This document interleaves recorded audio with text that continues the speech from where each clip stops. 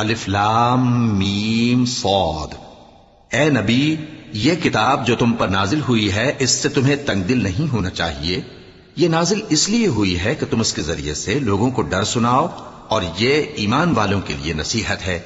لوگوں، جو کتاب تم پر تمہارے پروردگار کے ہاں سے نازل ہوئی ہے اس کی پیروی کرو، اور اس کے سوا اور رفیقوں کی پیروی نہ کرو، اور تم کم ہی نصیحت قبول کرتے ہو۔ اور کتنی ہی بستیاں ہیں کہ ہم نے تباہ کر ڈالی جن پر ہمارا عذاب یا تو رات میں آتا تھا جبکہ وہ سوتے تھے، یا دن کو جب وہ قیلولہ یعنی دوپہر کو آرام کرتے تھے، تو جس وقت ان پر عذاب آتا تھا ان کے منہ سے یہی نکلتا تھا کہ ہائے، ہم اپنے اوپر ظلم کرتے رہے۔ تو جن لوگوں کی طرف پیغمبر بھیجے گئے ہم ان سے بھی پرسش کریں گے اور پیغمبروں سے بھی پوچھیں گے، پھر اپنے علم سے ان کے حالات بیان کریں گے، اور ہم کہیں غائب تو نہیں تھے۔ اور اس روز اعمال کا تلنا برحق ہے، تو جن لوگوں کی تولیں بھاری ہوں گی وہ تو کامیاب ہیں، اور جن کی تولیں ہلکی ہوں گی تو یہی لوگ ہیں جنہوں نے اپنے آپ کو خسارے میں ڈالا، اس لیے کہ ہماری آیتوں کے بارے میں بے انصافی کرتے تھے۔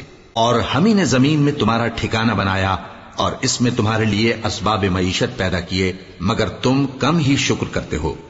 اور ہم ہی نے تم کو ابتدا میں مٹی سے پیدا کیا، پھر تمہاری شکل و صورت بنائی، پھر فرشتوں کو حکم دیا کہ آدم کے آگے سجدہ کرو، تو سب نے سجدہ کیا لیکن ابلیس کہ وہ سجدہ کرنے والوں میں شامل نہ ہوا۔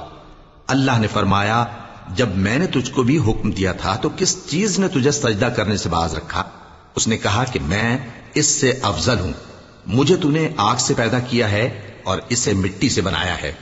فرمایا، تو بہشت سے اتر جا، تجھے شایع نہیں کہ یہاں تکبر کرے، پس نکل جا کہ تو ذلیل لوگوں میں سے ہے۔